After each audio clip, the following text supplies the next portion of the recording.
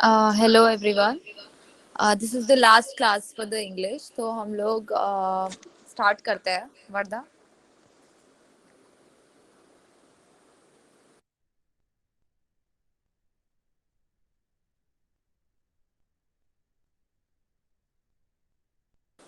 Warda, are you there? Hello, आवाज आ रही है मेरी? हाँ, आवाज आ रही। ओके।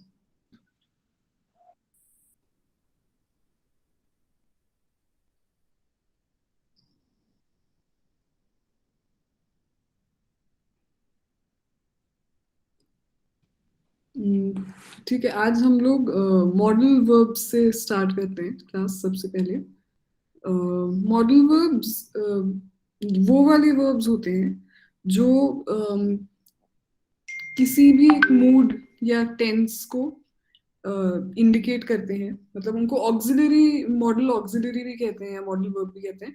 तो नाम कॉम्प्लिकेटेड है, कॉन्सेप्ट कॉम्प्लिकेटेड बिल्कुल भी नहीं है। जितना भी कैन, शुड, मस्ट और ऐसे कुछ और वर्ब्स होते हैं, इनको हम लोग मॉडल वर्ब्स कहते हैं। तो इनमें हम लोग नेसेसिटी, किसी चीज की जरूरत, परमिशन, मे जो कहते हैं, may I come in, may I buy this, permission, possibility, uncertainty, ये सब डिनोट होता है इनसे।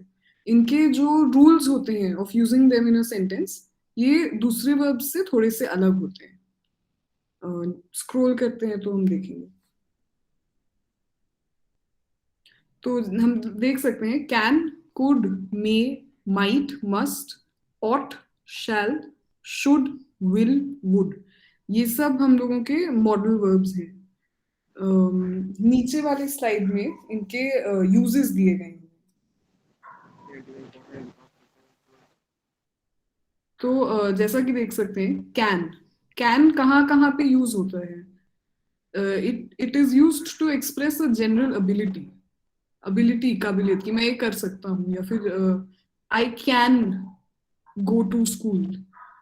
आई, तो कैन विल डिनोट एबिलिटी, कि ये चीज पॉसिबल है, कोई किसी चीज के एबल है। Can is use there.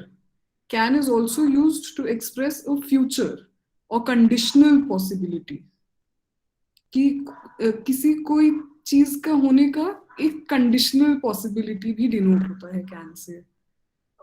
Can is use to make offers. I can drop you back, I can help you with your homework, I can help you understand this exercise. तो can offers के साथ भी use, when I am offering to help, और अगर मैं कुछ भी चीज ऑफर कर रही हूँ तो उसमें हम लोग कैन यूज कर सकते हैं। Can is also use to make a request और to ask for permission to do something. तो can I call you right now, मैं किसी से परमिशन ले रही हूँ, किसी से रिक्वेस्ट कर रही हूँ कि can I call you right now. And lastly, can is used to give permission. हाँ, you can call me right now, you can go to school right now. तो can is used to give permission also.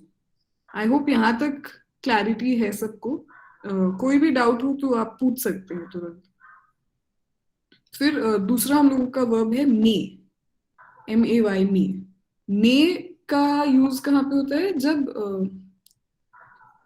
जब हम लोग कोई possibility को express करना होता है कि हाँ, इट मे रेन, मतलब और यू मे और मे नॉट फेल, मतलब हो भी सकता है, नहीं भी हो, एक पॉसिबिलिटी है, तो मे वहां पे यूज होता है। May is also use to request या फिर परमिशन जब चाहिए होता है, तब भी हम लोग मे यूज करते हैं।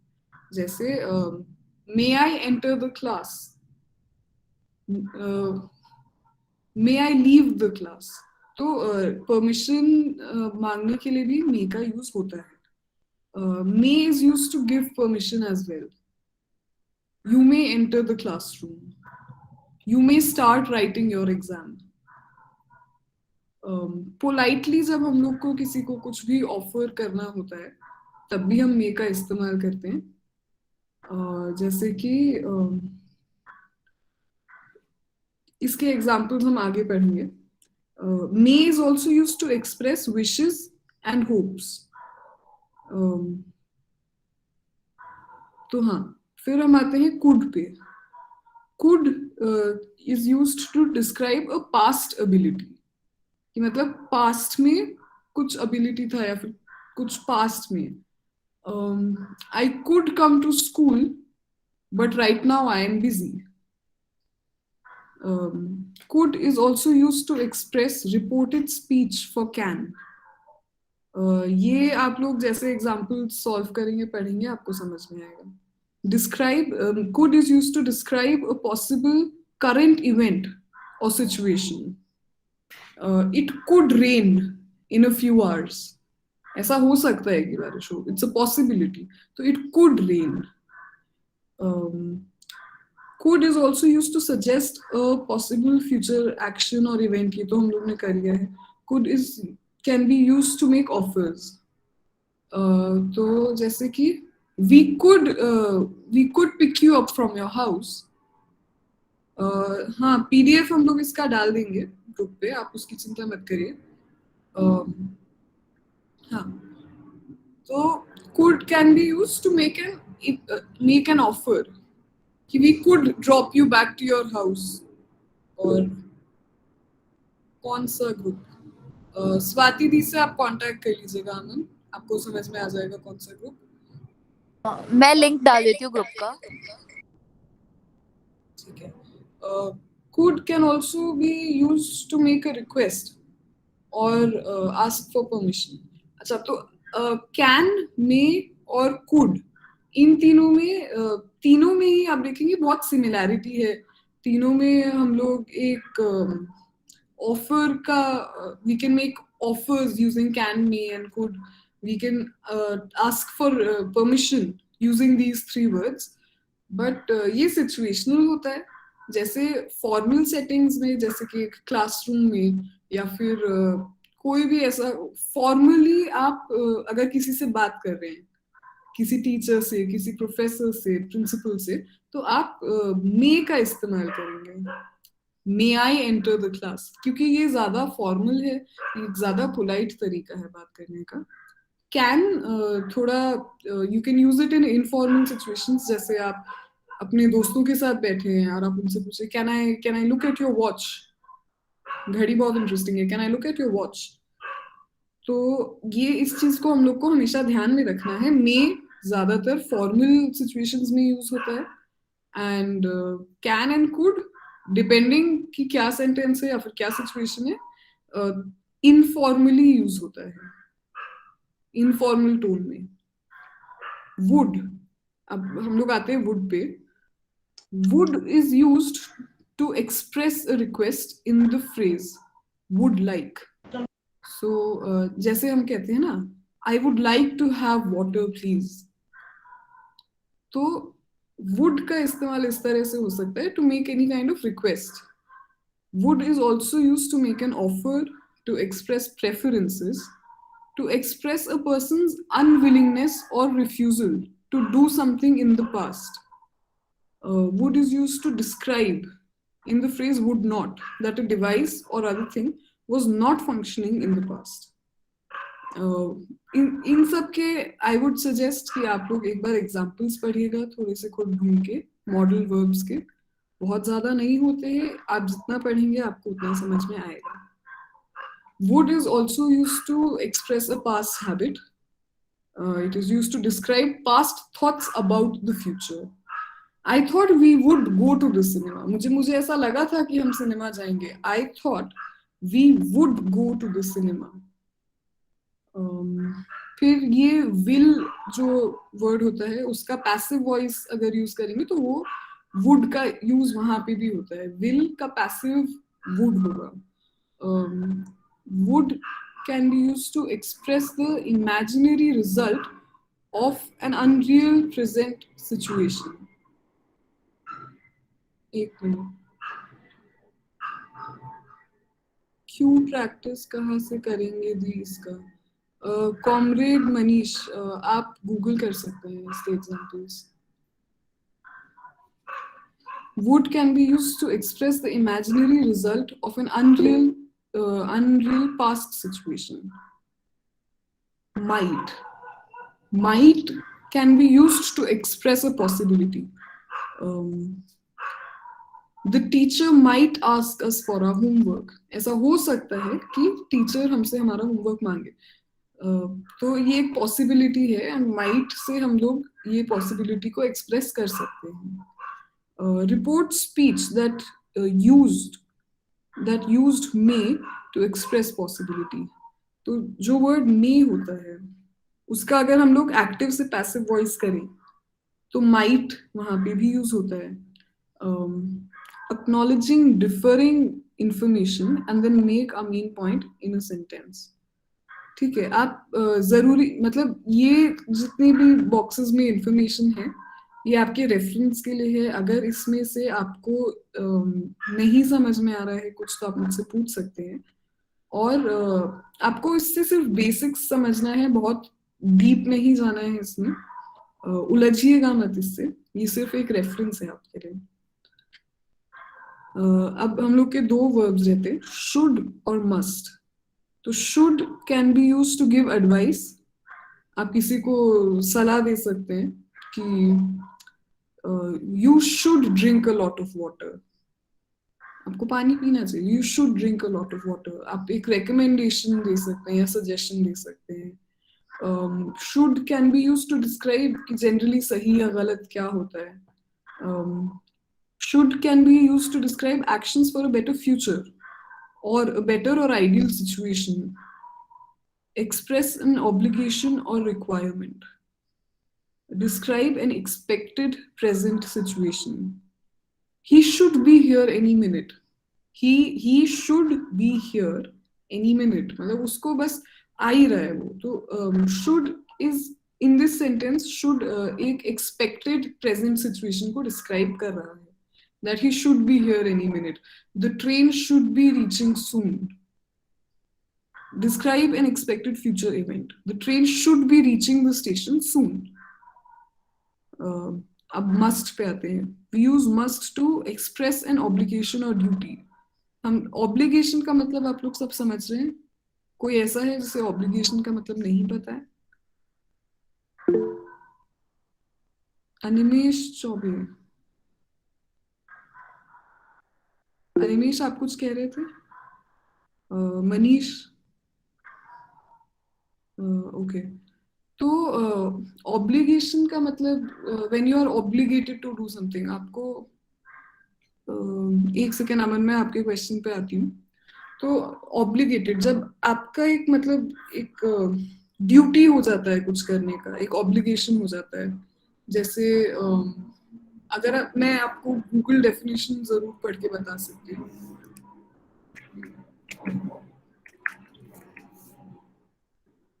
obligate, require or compel someone to undertake a legal or moral duty. मतलब जब आप पे कोई एक ड्यूटी डाली जाती है, आपका एक ऑब्लिगेशन हो जाता है किसी चीज के. हाँ बिल्कुल, जिम्मेदारी. अच्छा, अमन का question, ma'am please give an example of mites third point. Might का थर्ड पॉइंट. माइट के थर्ड पॉइंट को आप अभी के लिए छोड़ सकते हैं अमन. मस्ट का, हाँ, तो जब कोई ऑब्लिगेशन या ड्यूटी होता है, I must cook for my mother. I must, क्योंकि एक ड्यूटी के तौर पे देखा जा रहा है इसको. Soldiers must fight for their country. ऐसे सेंटेंसेस में यूज हो सकता है must. Must expresses the necessity of an action. जब कोई चीज मतलब दिखाना होता है कि कितना नेसेसरी है कुछ, वहां पे मस्ट यूज होता है. Must can emphasise the great importance of an action. कि we must respect war heroes for example. तो एक एम्फोसिस है कि कुछ करना कितना इंपॉर्टेंट है, वो मस्ट से लाया जा सकता है एक सेंटेंस में. Express a strong belief that something is certain, very likely और लॉजिकल. और मेक अ स्ट्रॉन्ग रिकमेंडेशन. तो मोटा मोटी इसमें हम लोग को समझ में आ रहा है कि ये वाले जो भी वर्ब्स हैं ये कहाँ कहाँ या किस सिचुएशन में यूज हो सकते हैं. आगे बढ़ के हम लोग इस पे एक्सरसाइज भी करेंगे. जैसे जैसे आप एक्सरसाइजेस करेंगे पढ़ेंगे ये और क्लियर होता जाएगा। अब हम आते हैं वर्ब्स पे। वर्ब्स बहुत ही इंपॉर्टेंट टॉपिक है इंग्लिश में। हर ही लैंग्वेज में वर्ब्स और टेंसेस इंपॉर्टेंट होते हैं। तो इंग्लिश ग्रामर में मोस्ट मतलब मोटे मोटी 3 कैटेगरीज हैं टेंसेस की। Past tense, present tense, future tense. ये आई थिंक सबको ही समझ में आ रहा होगा। पास्ट टेंस आपका भूतकाल हो गया, फ्यूचर इज भविष्यकाल, और प्रेजेंट इज वर्तमान, जो अभी चल रहा है फिलहाल उसको। तो ये 3 ब्रॉड कैटेगरीज हैं जिसमें हम टेंस को डिवाइड करते हैं, और टेंस के हिसाब से हम लोग वर्ब्स यूज करते हैं। नेक्स्ट स्लाइड पे चलते हैं हम लोग। तो पास्ट टेंस से स्टार्ट करते हैं। Past tense is used to refer to something that happened in the past. तो मतलब पास्ट टेंस से हम लोग वो चीज के बारे में लिखते हैं जो हो चुकी है, जो पहले हो चुकी है, जो पास्ट में है। पास्ट टेंस के अंदर हम लोगों के 3 सब डिविजन्स हैं: past continuous tense, past perfect tense, and past perfect continuous. Past continuous जो टेंस है, this type of past tense is used to describe an event or occurrence that is ongoing or continuing in the past. जैसा कि इसका example दिया गया है, we were playing tennis at the club. तो ये इवेंट तो पास्ट में है, लेकिन पास्ट में भी ये कंटिन्यूअसली चल रहा है। तो ये past continuous tense. We were playing tennis at the club, we were swimming in the pool, we were studying in the classroom। तो पास्ट, ये इवेंट पास्ट में भी है, पर पास्ट में भी ये कंटिन्यूअसली चल रहा है। Past perfect tense, this type of tense is used to describe an event in the past that has been completed। जैसा कि एग्जाम्पल है, we had completed our match before she had come। तो इसमें event आपका past में ही है और वो कंप्लीट भी हो गया है। वहां पे इवेंट कंटिन्यूअसली नहीं चल रहा है, इवेंट कंप्लीट हो चुका है। We had completed our match, match खत्म हो गया था। बिफोर शी हैड कम, उसके आने से पहले मैच खत्म हो चुका था। तो we had completed our match before she had come. तो आई होप यहां तक क्लियर है। किसी को कोई डाउट?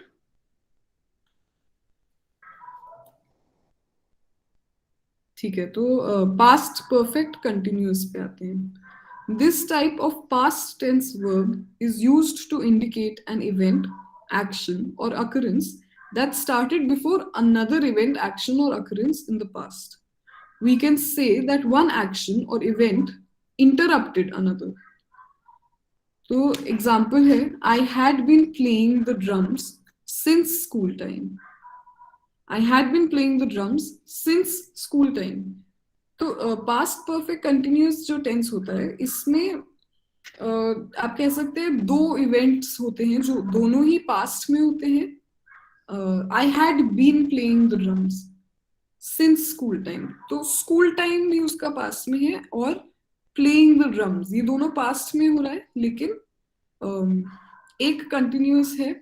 जैसा कि इसमें लिखा है, we can say that one action और इवेंट इंटरप्टेड अनदर।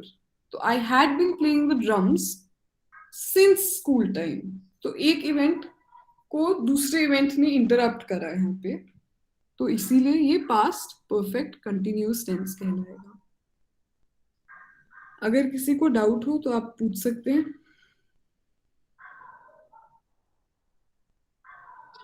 मैम, जी वो पास्ट परफेक्ट टेंस के एग्जाम्पल में वो है ना, we had completed our match before she had come. हाँ, मैम, वो हैड के साथ भी वन कम जो है वो उसका हैड के साथ क्या है? कम जो है ना, हम्म। तो तो तो मतलब वो पास्ट में है। वो हैड जो है वो मतलब मैम कम होगा या केम होगा? दो तरीके से इस सेंटेंस को लिखा जा सकता है. We had completed our match before she came. We had completed our match before she had come. दोनों में टेंस अलग होगा. अगर हम लिख रहे हैं we had completed our match before she had come, तो ये पास्ट परफेक्ट टेंस में होगा. अगर हम लोग लिखें we had completed our match before she came, तो ये मेरे हिसाब से होना चाहिए पास्ट परफेक्ट कंटिन्यूअस. लेकिन मैम वो हैड के साथ V1 लगता है, had के साथ क्या लगता है? verb 1 come. मैं आपका सवाल नहीं समझी, सॉरी. मैम जैसे हैड के साथ जो verb है come, वो कम ही होता है मतलब, या केम हाँ, होता है कम जैसे it will not be we had completed a match before she had came. वो बिल्कुल ही गलत होगा. बिकॉज कम की जो थर्ड फॉर्म होगी वो कम ही होगी ना. कम कैम कम. कम ही होगा V3.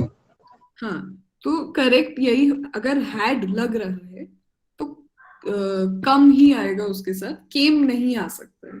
यस क्योंकि मैम. आपने हैड ऑलरेडी लगा दिया है. हैड डिनोट कर रहा है कि ये पास्ट की बात कर रहा है, तो इसलिए केम लिखने की जरूरत नहीं है, कम ही लिखेंगे. दीदी पास्ट परफेक्ट में V3 ही लगता है. यस. पास्ट परफेक्ट में क्या है? V3 ही आएगा, जो कि कम केम कम होता है, तो कम मैम सही है मैम, वो V3 सही लगा हुआ है. जी. अमन का क्वेश्चन है, मैम जब जो सेंटेंस कंबाइन होती है तो कौन सा टेंस पहले यूज करें और कौन सा लास्ट में, ये थोड़ा बताएं. As in fill in the blanks में आता है. तो ऐसे तो मैं नहीं बता सकती हूँ कि पहले पास्ट परफेक्ट. सेंटेंस को आप नेचुरली पढ़िए, खुद आपको समझ में आएगा कि क्या बेहतर साउंड कर रहा है. As far as I remember, जब भी कोई सेंटेंस लिखते हैं तो जो पहला इवेंट होता है, जो भी टेंस होता है, वो कंटिन्यूअस होता है, उसके बाद वाला परफेक्ट आता है. बट सेंटेंस टू सेंटेंस वो डिफरेंट भी हो सकता है. वो आपको रीडिंग से ही समझ में आएगा.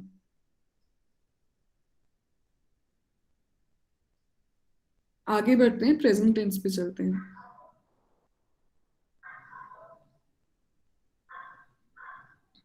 ठीक है. Present tense. तो this tense is used to refer और indicate to something that occurs in the present. कोई चीज जो इस समय मतलब फिलहाल हो रही हो, उसको हम प्रेजेंट कहते हैं. उस प्रेजेंट टेंस उन सिचुएशंस में ही यूज होता है. The simple present or indefinite present tense is used to describe an action, event, or condition that is occurring in the present while being spoken about or written. So, present perfect से हम लोग start करते हैं. Present perfect tense जो है उसको use करते हैं. The tense is used to describe an action that had begun in the past, continues into the present, and has just been completed. The time of occurrence of the action is generally not mentioned. This tense is also used to describe an action that happened in the past before another action took place. जैसा इसका example है, I have just completed my dinner. I have just come back from school. I just finished reading my book. तो कोई भी event जो शुरू तो past में हो गया था, लेकिन वो प्रेजेंट में कंटिन्यू हो रहा है और प्रेजेंट में ही खत्म भी हो रहा है, और ये होता है आपका प्रेजेंट परफेक्ट. ये action, this tense is also, ये टेंस इसलिए भी यूज होता है कि कोई एक्शन जो पास्ट में हुआ before another action took place. Reading से टेंसेस का आप ये सब डेफिनेशन सिर्फ थोड़ा बहुत हेल्प हो सकता है आपको समझने में, लेकिन ये सिर्फ आपको रीडिंग से ही ज्यादा समझ में आएंगे. प्रेजेंट कंटिन्यूअस टेंस जो है, ये टेंस होता है, this tense indicates the continuous nature of an act और event in the present and has not been completed. This tense indicates the continuous nature of an act or event. कोई act या जो कोई event continuously चल रहा हो और अभी तक कंप्लीट नहीं हुआ। तो इसको हम कहते हैं, एक सेकंड, तो वो इवेंट जो फिलहाल चल रहा हो और कंप्लीट ना हुआ हो वो प्रेजेंट कंटिन्यूअस कहलाएगा। The activity has begun in the past and will be completed in the future. जैसे कि she is preparing chicken sandwiches for breakfast, तो she is preparing chicken sandwiches for breakfast, तो event past में ही start हुआ है, present में continue हो रहा है, फ्यूचर में कंप्लीट होगा। जो भी एक्ट या इवेंट है वो अभी फिलहाल कंप्लीट हुआ नहीं है, वो कंटिन्यूसली चल रहा है। She is preparing chicken sandwiches for breakfast, अभी वो बना रही है, ये है present continuous tense. Present perfect continuous tense, this tense is used to describe an action, event or occurrence that has begun in the past and continues into the present. It is also used for an action that began and just finished in the past, or in cases where there is no mention of time. जैसे example यहाँ पे है, they have been trying to contact her. They have been trying to contact her. तो event जो आपका है या occurrence जो भी है सेंटेंस में, वो पास्ट में ही शुरू हो गई है, प्रेजेंट में कंटिन्यू हो रही है ना। They have been trying to contact her. It is also used for an action that began and just finished in the past, और in cases where there is no mention of time. They have been trying to contact her. Again ये reading से आगे समझ में आएगा। Future tense पे चलते हैं।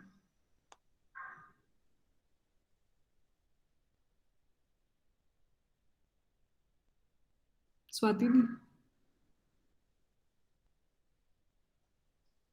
Future tense. फ्यूचर टेंस वो वाला टेंस है जिसमें हम उन चीजों की बात करते हैं जो होने वाली हैं या जो होंगी, है ना। This tense is used to refer or indicate something that has not happened at the time of speaking or writing. So, future continuous tense. This tense is used to describe actions that are ongoing or continuing in the future. It is commonly used in sentences by using the simple future tense of the verb with the present participle, जो ing का एक prefix use, suffix use करते हैं वो। His parents will be attending the convocation. The chief guest will be preparing a speech. तो ये action continuously future में चल रहा है। His parents will be attending, continuity है एक। His parents will be attending the convocation. जो हमारा इवेंट है इस सेंटेंस में वो ऑनगोइंग है, वो कंटिन्यूइंग है फ्यूचर में, इसलिए ये फ्यूचर कंटिन्यूअस टेंस है। Future perfect tense, this tense is used to refer to or describe an event that will be completed sometime in the future before another action takes place. तो कोई event जो complete होगा future में before another action takes place. It is written by using the, अच्छा ये तो छोड़ सकते हैं। Example, I will have completed 10 years of work in August this year. मतलब कि मेरे 10 साल खत्म हो जाएंगे अगस्त में इस साल। अभी 10 years कंप्लीट नहीं हुए हैं। They will complete, मतलब एक टाइम फ्रेम कंप्लीट होगा, that is in the future. I will have completed 10 years of work in August this year. Future perfect continuous tense. This tense is used to describe an action that is continuing into the future and will be completed at a specified time in the future. This tense is written using the example. I shall have been living in Mumbai for 5 years by May 2019. I shall have been living in Mumbai for 5 years by May 2019. तो ये हम लोग यहाँ पे एक action that is continuing into the future and will be completed at a specified time. इसमें event के completion का जो टाइम है वो स्पेसिफाइड है और वो टाइम भी फ्यूचर में ही है. I shall have been living in Mumbai for 5 years by May 2019. Next slide पे चलते हैं. हेलो दीदी, जी बोल रहे हैं कि उसमें फॉर सिंस जो आता है ना उसका थोड़ा बता देते कि कैसे यूज होगा. मतलब क्या आता है? जो मतलब वो बताइए ना फ्यूचर परफेक्ट कंटिन्यूअस में जो मतलब फॉर सिंस लगता है मैम, तो थोड़ा समझा देते कि फॉर कहाँ पे लगेगा, सिंस कहाँ पे लगेगा. फॉर और सिंस. अच्छा. Yes ma'am. तो सिंस तब लगता है कि मतलब जब से, जैसे हिंदी में बोलते हैं ना जब से, तो सिंस वैसा ही यूज होता है. सिंस में ऑलरेडी पास्ट में चीज स्टार्ट हो गई, जो भी इवेंट के बारे में बात कर रहे हैं, जब वो पास्ट में शुरू हो चुकी होती है. मतलब I have been living here since the past 10 years, पिछले 10 सालों से. तो सिंस तभी यूज होगा जब पास्ट में वो इवेंट का एक डेट होगा. और फॉर आपका यूज होगा कि मतलब I shall have been living in Mumbai for 5 years. For का ऐसा मतलब जो हम लोगों ने पहले प्रेपोजिशंस के रूल्स डिस्कस करे थे, फॉर उसी हिसाब से यूज होगा. सिंस तब यूज होता है जब एक शुरुआत का टाइम पास्ट में हो और वो स्पेसिफाइड हो. Okay the, thank you. ठीक है. यूजेस ऑफ टेंसेस पे आते हैं. Simple tenses. ठीक है. ये अब जो सिंपल मतलब 3 हम लोगों के कैटेगरीज हैं, पास्ट, प्रेजेंट और फ्यूचर. तीनों के और भी 3 सब डिविजन्स हैं. अभी हम लोग सिंपल पास्ट, सिंपल प्रेजेंट और सिंपल फ्यूचर टेंस को देखते हैं. तो सिंपल पास्ट टेंस में हम लोग का सेंटेंस है I wore the dress yesterday. Simple present I wear the dress every day. And simple future tense में लिखेंगे I will wear the dress tomorrow. ये सिर्फ ये एग्जाम्पल सिर्फ आपको एक क्लैरिटी देने के लिए है. क्लास के बाद आप पीडीएफ से इनको पढ़ सकते हैं. नेक्स्ट स्लाइड पे चलते हैं.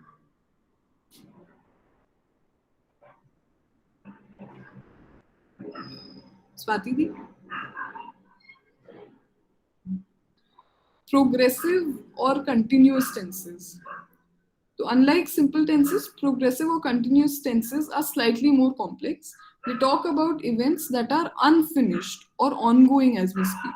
तो अच्छा, परफेक्ट टेंसेस जितने भी होते हैं उसमें हमने देखा है कि जिस भी चीज के बारे में बात हो रही है वो कंप्लीट हो चुकी होती है.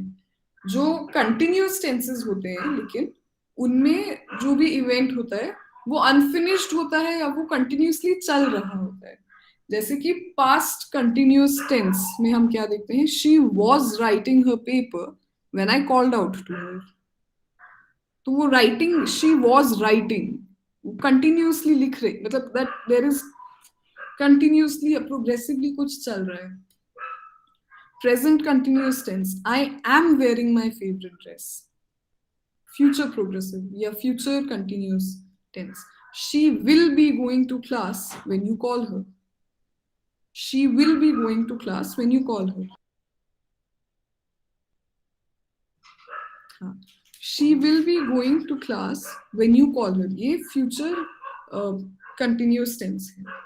यहाँ पे event complete नहीं हुआ है, ongoing है, continuity है. Next slide पे चलते हैं.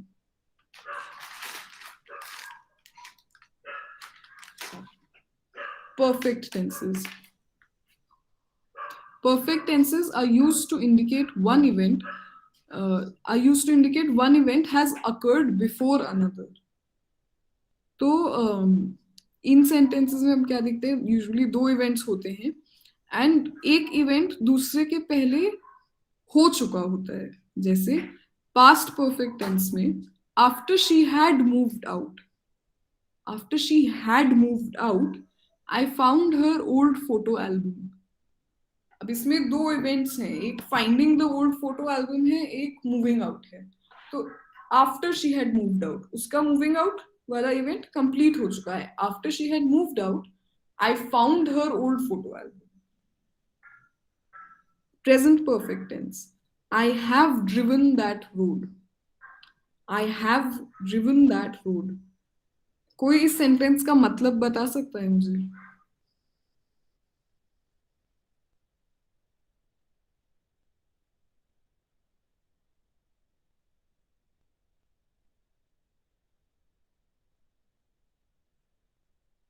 क्या किसी को इस सेंटेंस का मतलब समझ में आ रहा है? I have driven that road.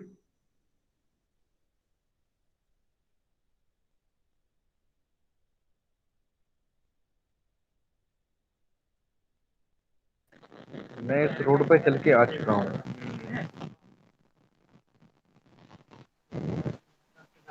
क्या स्वप्निल आपने कहा था? मैं उस रोड पे चल के आ चुका हूँ या चला के आ चुका हूँ.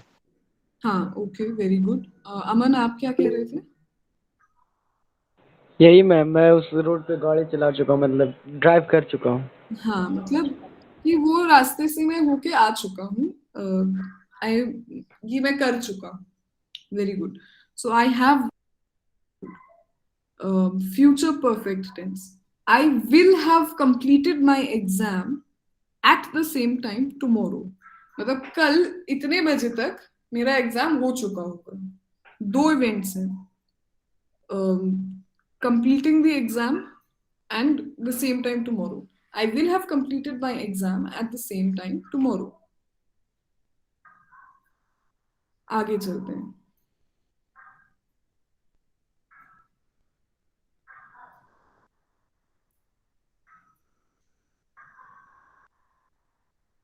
Perfect, progressive or continuous tenses. The perfect progressive tenses usually denote the from when or how long of an event or occurrence. मतलब इन सेंटेंसेस में यूजुअली किसी भी इवेंट के बारे में जिसके बारे में हम बात कर रहे होते हैं, उसके दो सवालों का जवाब मिलता है कि कब से, फ्रॉम व्हेन, या फिर हाउ लॉन्ग, कितनी देर तक. They also always have the adverbs since or for in the sentence to indicate the continuous or progressive nature of the tense. Present perfect progressive, या फिर जिसको हम present perfect continuous बोलते हैं, it is used to indicate an activity or event that has begun in the past and is still continuing into the future. तो present perfect continuous tense जो होता है, उसमें कोई भी एक्टिविटी जो पास्ट में स्टार्ट हो गई थी बट वो फ्यूचर तक में कंटिन्यू हो रही है, वहां पे हम लोग प्रेजेंट परफेक्ट कंटिन्यूस टेंस का यूज करते हैं. पास्ट परफेक्ट कंटिन्यूस का वहां पे यूज होता है जहां पे कोई इवेंट पास्ट में जो शुरू होता है एंड कुछ टाइम के लिए कंटिन्यू करता है पास्ट में ही. वो इवेंट पास्ट में ही शुरू हुआ है और पास्ट में ही कुछ टाइम तक कंटिन्यू करता है. Future perfect continuous tense is used to denote an ongoing action that will be completed sometime in the future. Future perfect continuous जो है वहां पे कोई एक्शन जो अभी चल रहा है, जो प्रेजेंट में चल रहा है और जो फ्यूचर में खत्म होगा. प्रेजेंट में चल के फ्यूचर में खत्म होगा, उस एक्शन को या उसको हम लोग फ्यूचर परफेक्ट कंटिन्यूअस से डिनोट कर सकते हैं. आगे चलते हैं.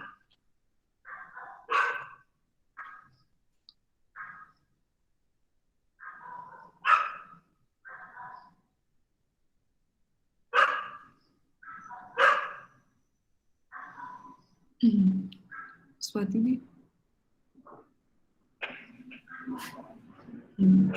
अच्छा, अब हम लोगों ने प्रेजेंट और पास्ट टेंस और उसके सारे सब डिविजन्स कवर कर लिए हैं.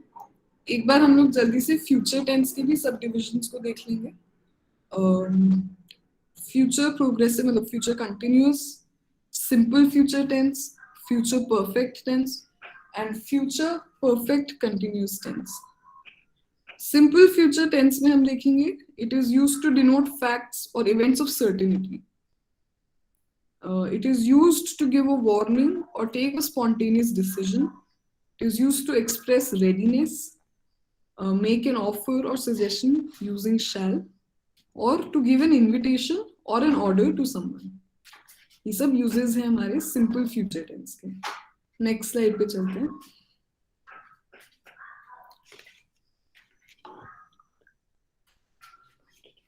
Future continuous tense.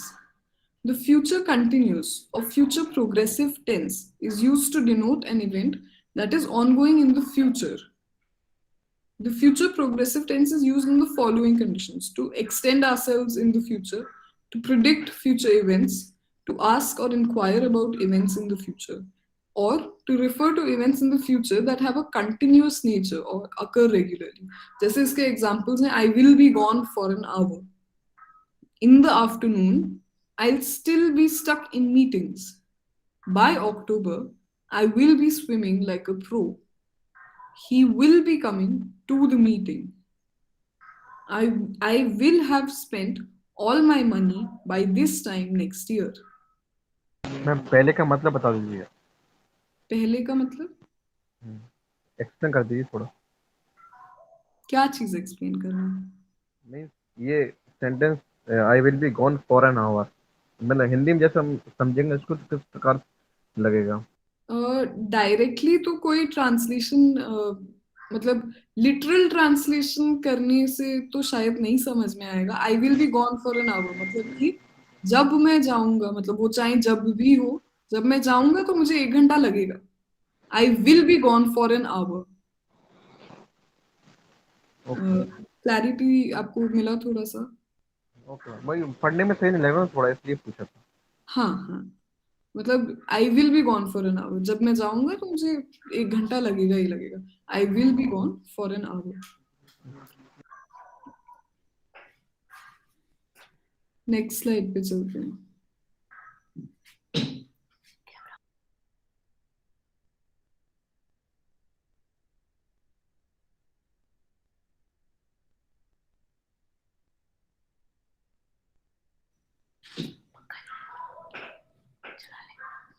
Future future perfect tense. The future perfect tense is a little bit complicated as compared to the 2 types mentioned above. It is used to refer to an action which will have been completed at some time in the future. जैसे कि by the time you get this letter, I will have left. जब तक तुम्हें ये खत मिलेगा मैं जा चुका हूँगा. By the time you get this letter, I will have left. She will have arrived by lunch. मतलब फ्यूचर, ये इवेंट फ्यूचर में हो रहा है कि लंच टाइम तक वो आ जाएगी या फिर वो आ गई होगी लंच तक. She will have arrived by lunch. Won't they have joined us by 7 p.m.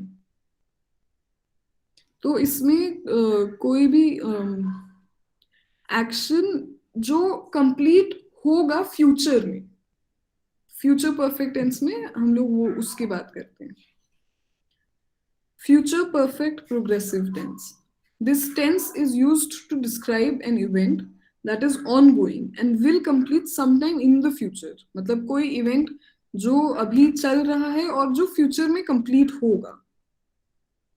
A time reference is used to indicate the starting time of the event or action, or how long it has been continuing. Commonly used words to indicate time reference are since and for.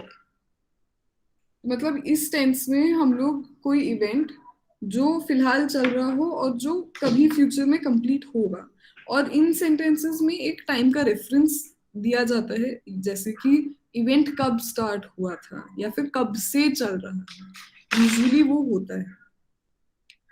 Next slide पे चलते हैं.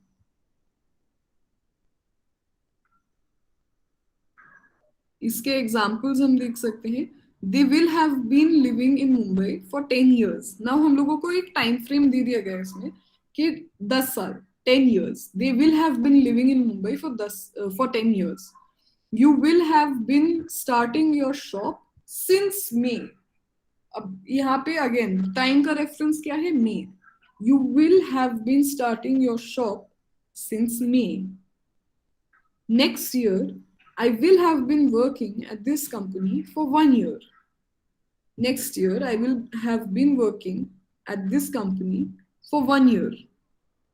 तो again एक time frame है कि अगले साल मेरे को 1 साल हो जाएगा इस कंपनी में काम करते हुए. I will have been walking for 3 hours. मतलब फिलहाल मैं चल रहा हूँ. By the time मेरा वॉक कंप्लीट होगा 3 घंटे हो जाएंगे. एक टाइम फ्रेम या फिर एक टाइम पीरियड आपको दिया गया है. आगे चलते हैं.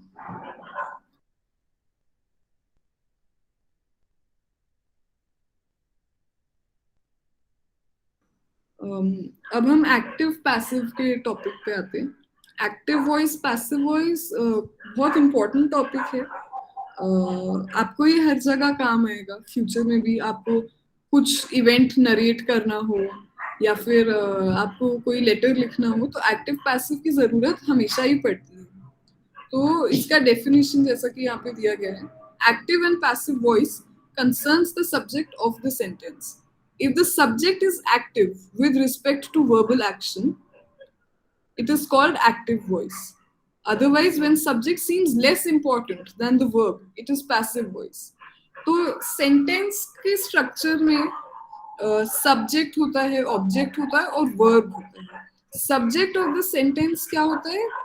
सब्जेक्ट ऑफ द सेंटेंस जो मुद्दा क्या है, सेंटेंस क्या कहना चाह रहा है हमसे, वो सब्जेक्ट होता है सेंटेंस का. एंड ऑब्जेक्ट होता है एनीथिंग जिसपे सब्जेक्ट एक्ट करता है, जो सब्जेक्ट किसी ऑब्जेक्ट पे एक्ट करता है. तो इंग्लिश में मोस्टली हम लोगों के सेंटेंसेस का ऑर्डर होता है subject object, subject verb object. Subject object पे कोई एक्शन करता है.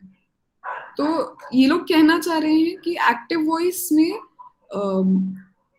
जो भी एक्शन है, वर्बल एक्शन जो भी हो रहा है, तो if the subject is active तो उसको एक्टिव वॉइस कहा जाएगा. एक एग्जांपल से समझने की कोशिश करते हैं. He is observing the situation. He is observing the situation. वो सिचुएशन को ऑब्जर्व कर रहा है. इसी सेंटेंस को हम एक दूसरे तरीके से बोल सकते हैं. The situation is being observed by him. The situation is being observed by him. तो एक्टिव वॉइस में जब हम बात करेंगे तो he is observing the situation. और जब इसको ही पैसिव वॉइस में लिखना होगा, हम लिखेंगे the situation is being observed by. Mic अगर किसी का ऑन है तो प्लीज बंद कर दीजिए.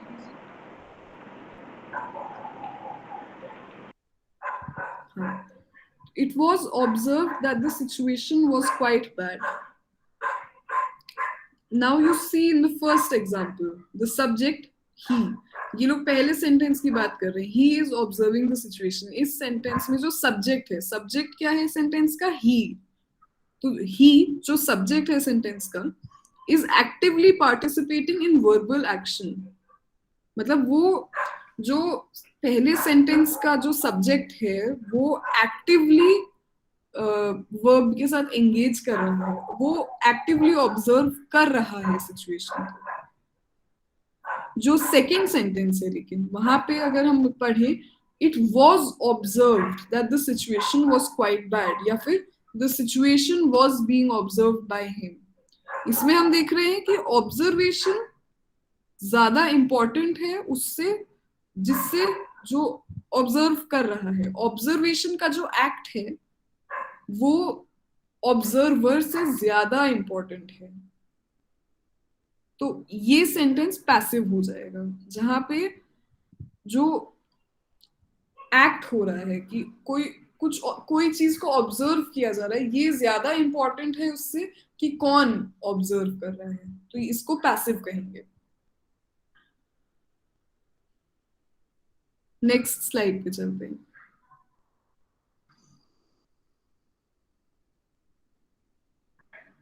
ओके, तो इन स्लाइड्स में आपको इंस्ट्रक्शंस या फिर बेसिक गाइडलाइंस दिए गए हैं कि आपको एक्टिव में से पैसिव, एक्टिव वॉइस को पैसिव वॉइस में कैसे कन्वर्ट करना है। तो इसमें जैसे दिया गया है कि 4 चेंजेस बहुत एसेंशियल होते हैं।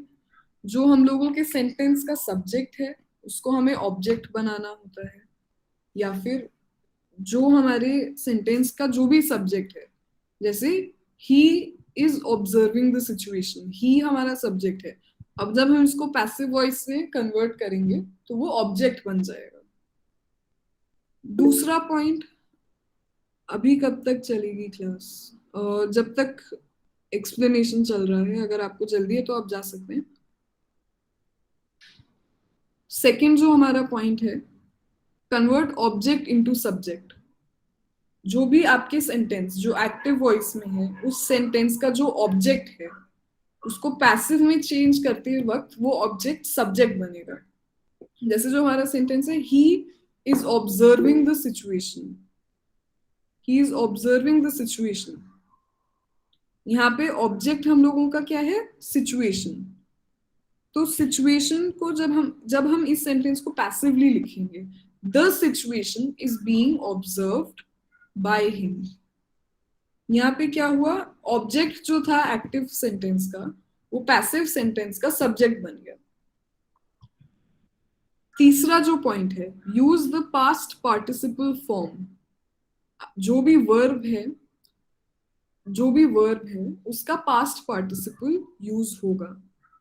जैसे कि go will become gone, work will become worked, understand understood हो जाएगा। तो ये, एंड चौथा पॉइंट है, use the word by before the object.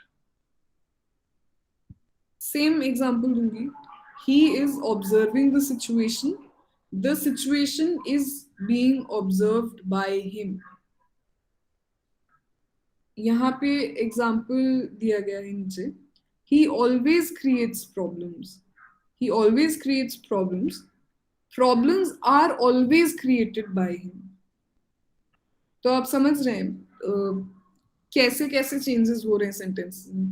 जैसे एक्टिव वॉइस का जो सेंटेंस है उसमें ही सब्जेक्ट है एंड प्रॉब्लम्स आपका ऑब्जेक्ट हुआ, और पैसिव वॉइस में वही चेंज हो गया है। प्रॉब्लम्स जो वर्ड है उसको हम लोगों ने सब्जेक्ट बना दिया है। he has become the object of passive voice। problems are always created by him। Active passive voice आपका रीडिंग से स्ट्रांग होगा। आप जितना लिख के प्रैक्टिस करेंगे उतना आपको समझ में आएगा। ज्यादा कुछ नहीं है, आप बस एक ही बात को 2 तरीकों से लिख रहे हैं इसमें। जो सेंटेंस का सब्जेक्ट है वो बदल रहा है, एम्फेसिस आप कहाँ डालना चाह रहे हैं उस पे डिपेंड करता है कि आप एक्टिव वॉइस या पैसिव वॉइस में लिख रहे हैं। तो इसका एक्सप्लेनेशन भी दिया गया है नीचे। Subject he is converted into object him in passive voice. Object problems is converted into subject in passive voice and placed at the start. Third person singular form is converted into past participle, created हो जाता है passive voice में, and by is used before the object। क्या ये सबको clear हो रहा है? कुछ समझ में आ रहा है? यस, समझ में आ गया। ठीक है, आई अंडरस्टैंड कि ये टॉपिक है, थोड़ा सा कंफ्यूजिंग लग सकता है, लेकिन आप जैसे जैसे पढ़ेंगे या इसके एक्सरसाइजेस सॉल्व करेंगे आपको भी क्लैरिटी आएगी और समझ में आएगा। ये मुश्किल नहीं है, सिर्फ आपको थोड़ी सी प्रैक्टिस की जरूरत है। तो यहाँ पे और एग्जाम्पल्स दिए गए हैं, वो पढ़ते हैं। She taught us English, she taught us English. इसका पैसिव वॉइस हो जाएगा we were taught English by her. दोनों सेंटेंसेस में हम लोगों को जो मैसेज है वो एक ही कम्युनिकेट किया जा रहा है, लेकिन बोलने का या लिखने का तरीका अलग है। She taught us English. We were taught English by her. आप देख सकते हैं सब्जेक्ट और ऑब्जेक्ट कैसे बदल रहा है सेंटेंस का. taught में हम लोगों ने पैसिव वॉइस में वर्ब भी जोड़ दिया है, पास्ट पार्टिसिपल यूज हुआ है. वैसे ही सेकेंड एग्जाम्पल में हम लिख सकते हैं they made a bad mistake. A bad mistake was made by them. तो आई होप ये आप लोगों को समझ में आ रहा है. अगर आपको नहीं समझ में आ रहा है आप मुझे टेक्स्ट कर सकते हैं या अभी फिलहाल क्लास में पूछ सकते हैं.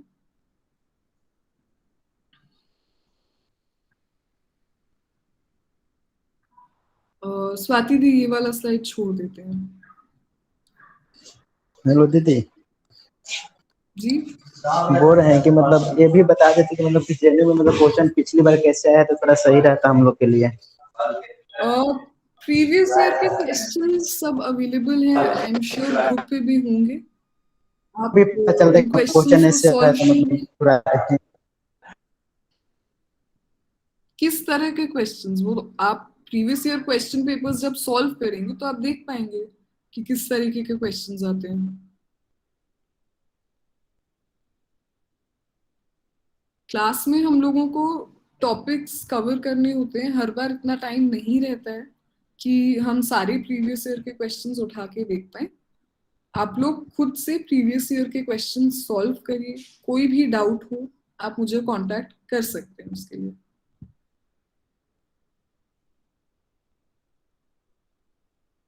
But we are doing that question वाला वो ना. हाँ, एक्सरसाइजेस तो कर रहे हैं हम लोग. हाँ, मैं स्क्रीन शेयर कर रही हूँ, अभी हम एक्सरसाइज करेंगे.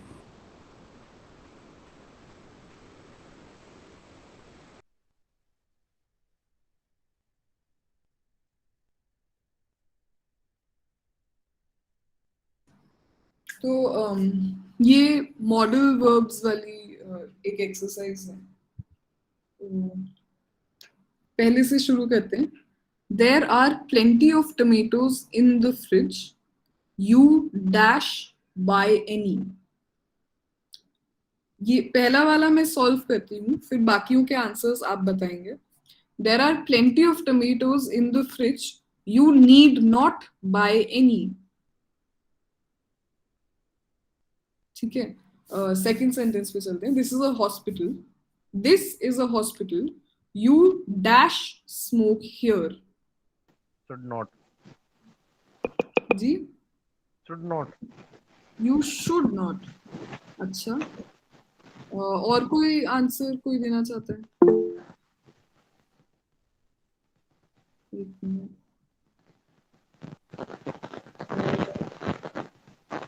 मन आप कुछ कहना चाह रहे हैं?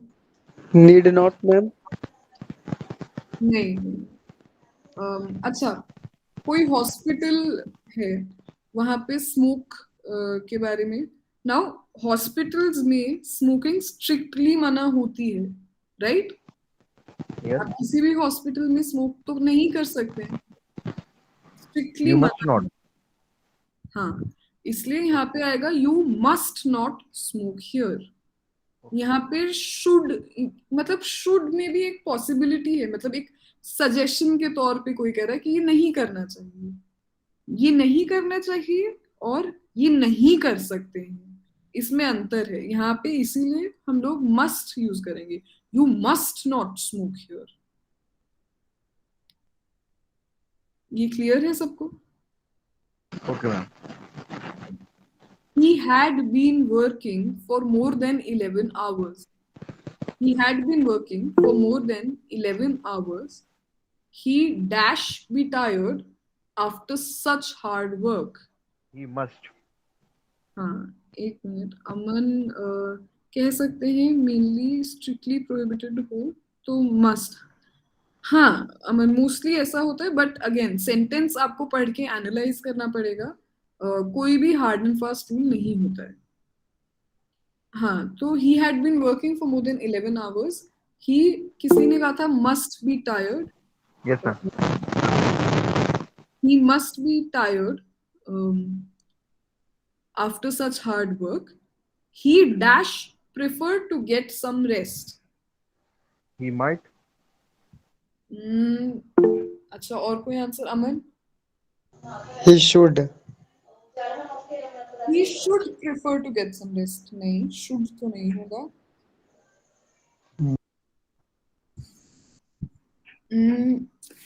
अच्छा, to prefer का क्या मतलब होता है? To prefer. मतलब Must में must. he must prefer, नहीं, जरूरी नहीं है. Preference क्या होती है? Preference choice होती है. आप choose करते हैं, तो must नहीं आ सकता है prefer के लिए. कोई और आंसर देगा? Can. He can prefer to get some rest. नहीं. Should सही नहीं क्या? Should नहीं, he should prefer नहीं, should भी नहीं सही होगा. He may prefer to get some rest. ऐसा हो सकता है कि he may prefer to get some rest. जब हम कहते हैं he should prefer to get some rest, तो लगता है मतलब सेंटेंस मतलब इसको लेना ही चाहिए रेस्ट. हाँ, मतलब शुड का जो होता है हाँ. वो काइंड ऑफ ऐसा कि कोई इंस्ट्रक्शन दे रहा है. हाँ. तो अब क्योंकि प्रेफरेंस की बात हो रही है यहाँ पे, तो शुड तो नहीं यूज हो सकता है, कैन भी नहीं यूज हो सकता है. He may prefer to get some rest. He may और ही मे नॉट हो भी सकता है, नहीं भी हो सकता है कि उसे रेस्ट करना है, इसलिए यहाँ पे मे होगा. I dash speak Arabic fluently when I was a child and we lived in Morocco. पहले इतना देखते हैं. I dash speak Arabic fluently when I was a child and we lived in Morocco. Can. I can. हाँ. देखिए tense के अच्छा नहीं, अमन use to तो नहीं होगा. यूज मॉडल वर्ब्स है, तो मॉडल वर्ब्स में यूज्ड टू तो कहीं पे भी नहीं आता.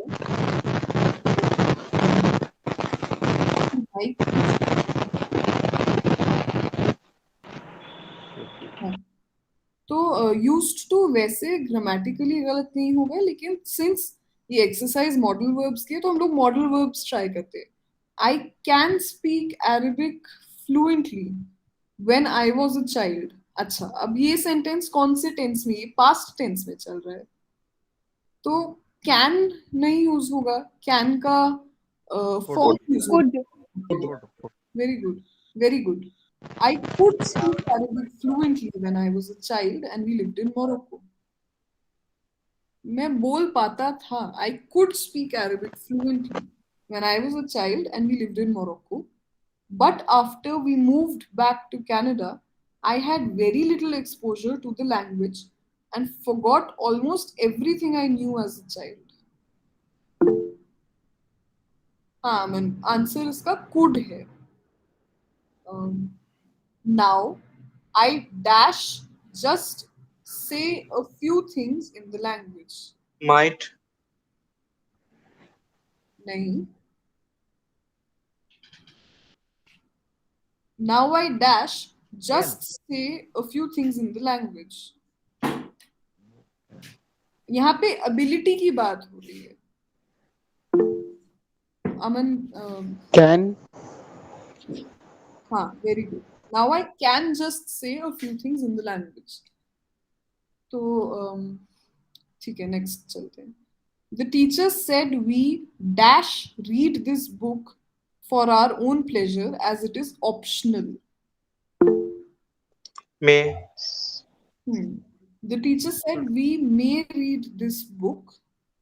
The teacher said we may read this book for our own pleasure as it is optional.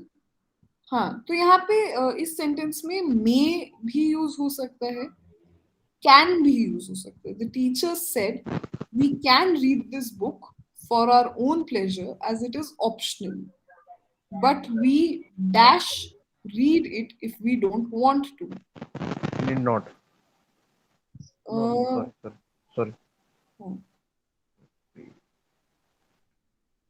need not, but we need not read it if we don't want to. हाँ, ये भी grammatically correct है.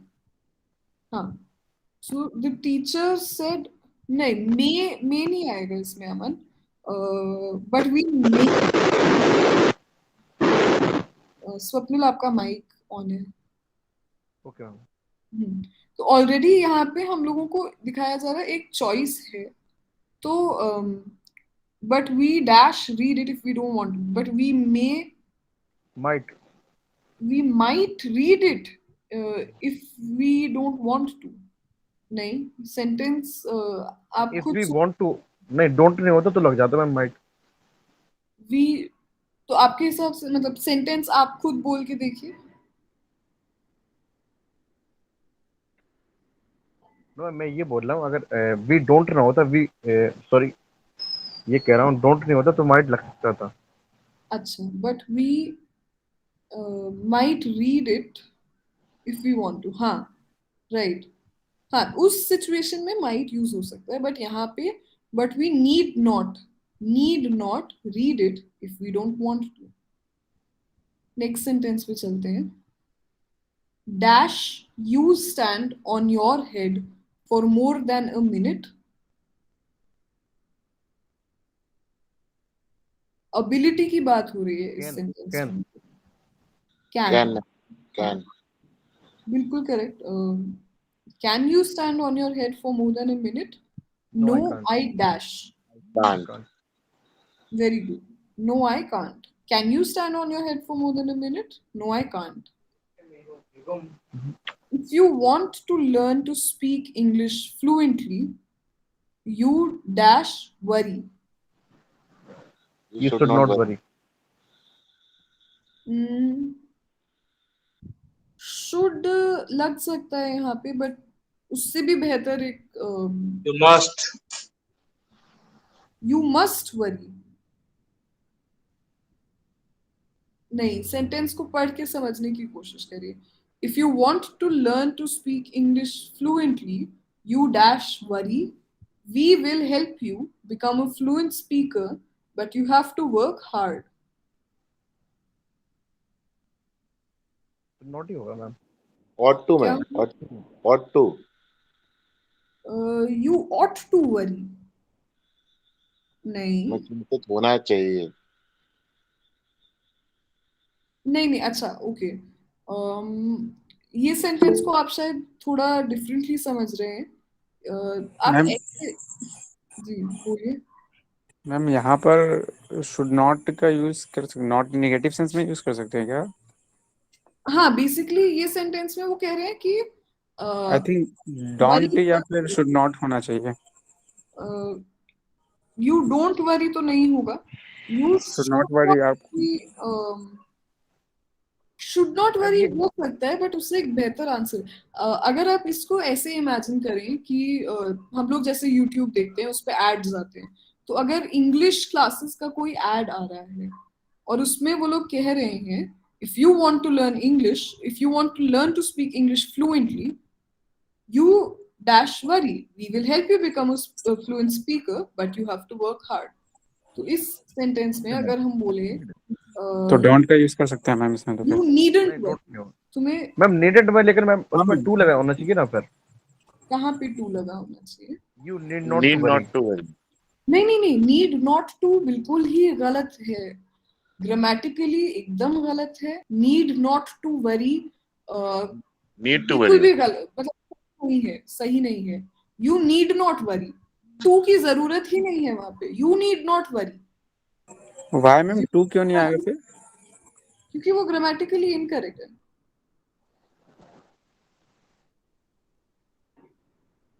Need not to गलत है. आपको किसी भी English की किताब में कोई भी आप फिक्शन पढ़े, नॉन फिक्शन पढ़े, कहीं भी ऐसा मतलब रूल्स होते हैं ग्रामर के, और ऐसे नहीं लिखा जाता है. मतलब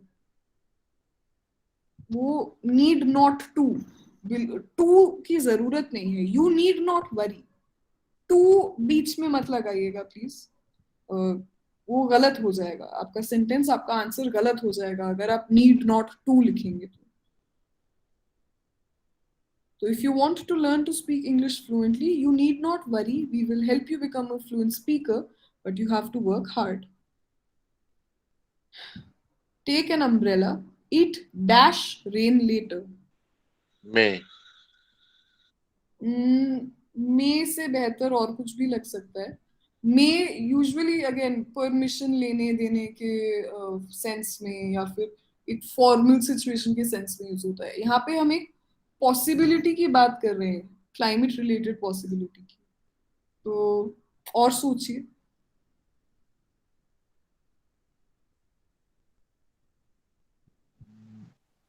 Might. बिल्कुल सही. Take an umbrella. It might rain later. ऐसा हो सकता है कि बारिश हो. You dash leave small objects lying around. Such objects dash be swallowed by children. You should not leave, or You should such not objects leave. can be swallowed. और आगे not- को दूसरे में can be swallowed. एक एक करके बोलिए. You should not leave small objects lying around. यहाँ तक ठीक है. Yes, नेक्स्ट आंसर इसका. such objects can be swallowed by the children. हाँ. Can be. कैन हाँ या मे. यहाँ पे मे भी यूज हो सकता है, कैन भी यूज हो सकता है. You should not leave small objects lying around. Such objects may be swallowed by children. Such objects can be swallowed by children. दोनों ही यूज हो सकते हैं. Okay. People dash walk on the grass. Should भी हो सकता और मैं must भी हो सकता. Should और must नहीं. ये नेगेटिव सेंस में है कि अलाउड नहीं है ये चीज. लोगों को ऐसा नहीं करना चाहिए. People dash walk on the grass. Should not. Ma'am ये कैसे पता चल सकता कि नेगेटिव सेंस में है? ग्रास पे चलना सही नहीं है, रोड पे चलो ना. ये नहीं, इसलिए चल सकता है क्योंकि कोई आपको डिक्टेट नहीं कर सकता है कि आपको घास पे चलना ही चलना है.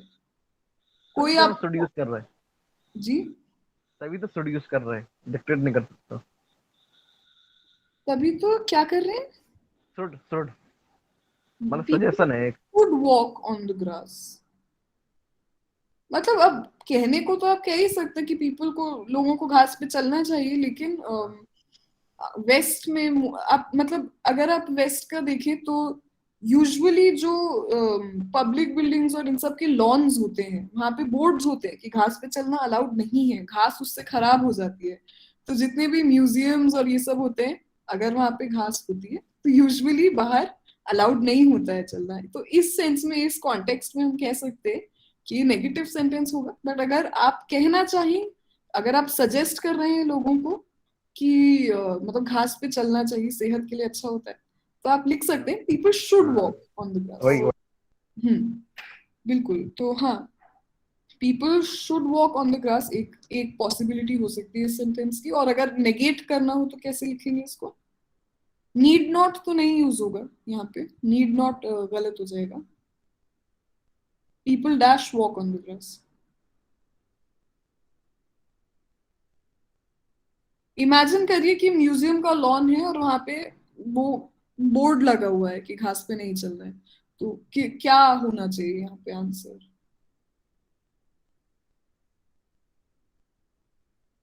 must not. Very good. People must not walk on the grass.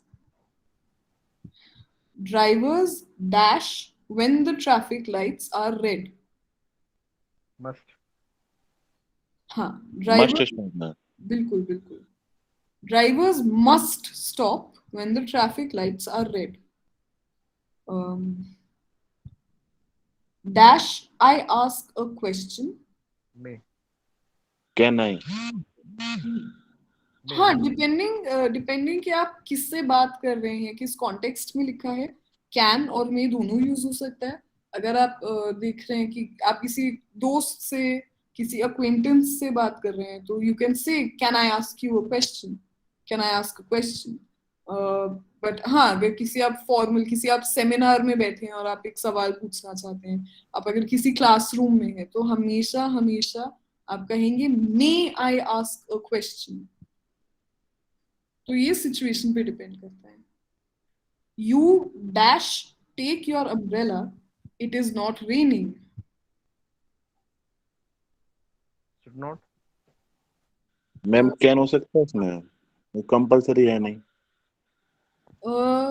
कौन सी 13th वाले में can? You can take your umbrella. It is not raining. Should not, ma'am.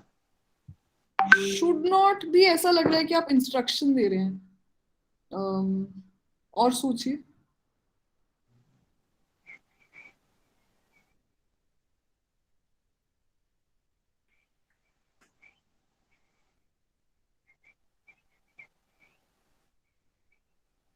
You needn't take your umbrella. You need not take your umbrella. जरूरत नहीं है छाता लेके जाने की, बारिश तो हो ही नहीं रही है. You need not take your umbrella. ठीक है. अच्छा, आखिरी सेंटेंस पे आते हैं. Dash, you speak Italian. No, I don't. Do you speak Italian? No, I don't. Modal verbs में से आंसर देना है हम लोगों को यहाँ पे. Dash. Can you speak Italian? No, I can't. Very good, very good. ठीक है. तो आई थिंक हम लोगों के एक्सरसाइजेस सारे हो गए हैं आज के. ये टॉपिक्स थोड़े डिफिकल्ट थे, तो अगर आप लोग टाइम निकालें और प्रीवियस ईयर पेपर्स में से एक्सरसाइजेस सॉल्व करें, आप लोगों के लिए काफी बेनिफिशियल होगा.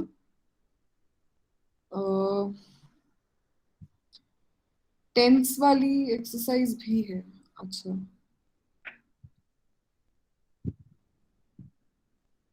स्वाति दी अभी कंप्लीट कर लें.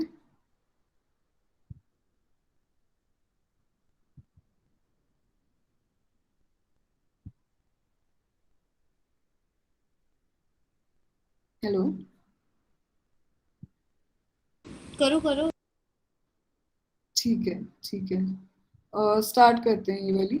I dash my homework.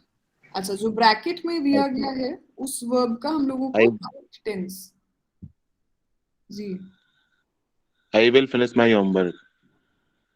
हाँ, I will finish my homework एक पॉसिबिलिटी है.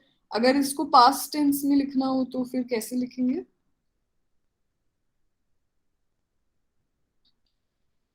मतलब पास्ट नहीं. फिनिश्ड. जी, I finished my homework. Simple past में जाएगा. I finished my homework. हाँ, ये भी एक पॉसिबिलिटी है. I finished my homework, I will finish my homework, या फिर I have finished my homework. तीनों ही पॉसिबिलिटीज करेक्ट है. It dash since morning. It is raining since morning.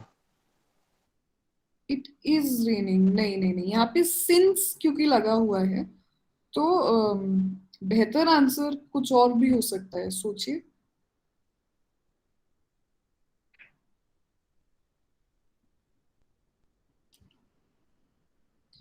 ये प्रेजेंट कंटिन्यूस, कुछ चीज कंटिन्यू हो रही है, तो आप उसको कैसे लिखेंगे? हाँ, Aman ji. It has been raining since morning. Very good. I wonder if I dash tickets in advance. Get ही आएगा. मैम गेट ही आएगा इसमें तो. I wonder if I get tickets in advance. नहीं, फ्यूचर की बात हो रही है. I wonder if I get के साथ कुछ लगेगा इसमें. I wonder if I dash tickets in advance. Will get होगा. विल. हाँ, विल गेट या shall get tickets in advance, दोनों ही करेक्ट है. This is February, then the next month dash March. Will be March. Very good. Then the next month will be March. I dash to take tea daily. Would like to take. Would like नहीं, ये तो मतलब ऐसा नहीं कि अब वो future का बता रहा है. The person is talking about, हाँ, कि वो एक रूटीन है उसका. I like ही आराम देता है. I like to take tea daily. मुझे अच्छा लगता है डेली चाय पीना. हाँ. The police dashed the thief last night. Caught. Ma'am, caught. हाँ, the police caught the thief last night. I dashed my work by 12 p.m. Will finish. Finish my work. I will बिल्कुल। finish my work by 12 p.m. इसमें will क्यों आएगा ma'am? इसका थोड़ा explain कर दीजिए। 7th का 7th का क्या एक्सप्लेन करना है? मैम, आपने बोला आई will finish my work by 12 PM। हाँ, तो मैम इसमें बिल क्यों आएगा? विल, क्योंकि अभी 12 बजे नहीं है, बजने वाले हैं, बजेंगे फ्यूचर में। मैं बता रही हूँ कि कोई एक्शन मैं फ्यूचर में कंप्लीट करने वाली हूँ, सो आई विल फिनिश। मैं तब तक अपना काम कर लूंगी, 12 बजे तक मैं काम 12 खत्म बजे तक कर कर लूंगी ना मैम, यही तो बोल रहा है। 12 बजे तक कर लूंगी, 12 बजे नहीं ना मैम? हाँ, तो आई विल फिनिश माई वर्क। आपको कंफ्यूजन किस चीज में हो रहा है? मैम टाइम वाले मैम, ये फ्यूचर में पहुंचेगा कि पास्ट में मैम? 12 अभी 12 बजा नहीं है, तो ये फ्यूचर ही है, क्योंकि ये अभी तक हुआ नहीं है, ये होएगा। So I will finish my work by 12 p.m. Okay ma'am, thank you. I dash this novel by this time tomorrow.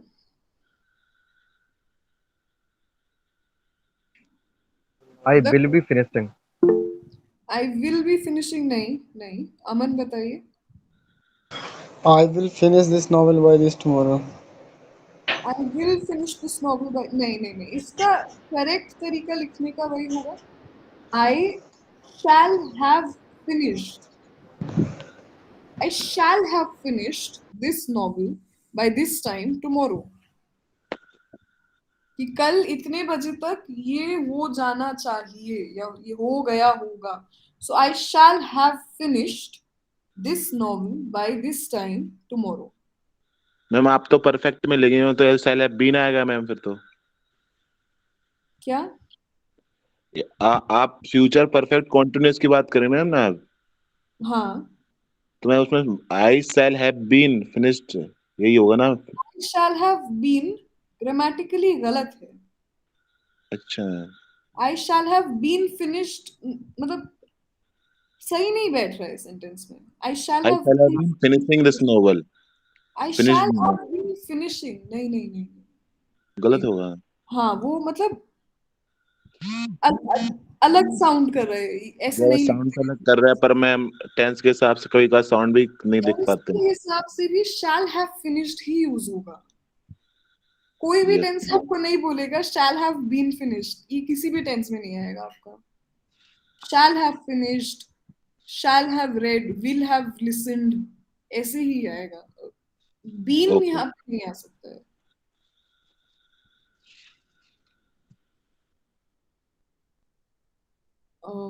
I dash the author of this book.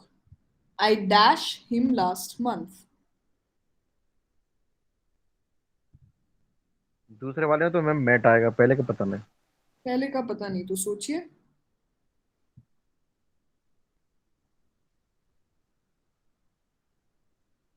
Past का है कुछ। I had met, ma'am. I had met the author of this book. I met him last month.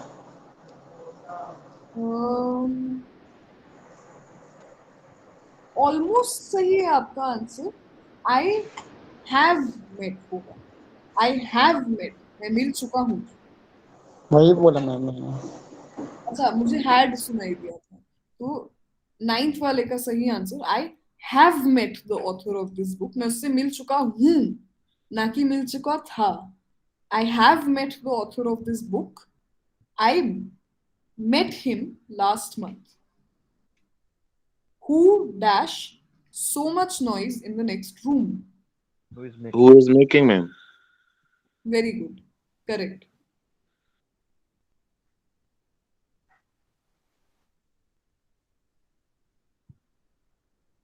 ठीक है, तो आज की class यही खत्म करते हैं। आप लोग प्लीज प्रीवियस ईयर के क्वेश्चन पेपर सॉल्व करिए। जो भी डाउट्स हो आप मुझे भेजिए, क्वेश्चन के साथ अपना डाउट भेजिए, जिससे कि मुझे भी समझ में आए कि आप क्या पूछने की कोशिश कर रहे हैं। ठीक है, आई होप आप लोगों को इस क्लास से हेल्प हुई हो।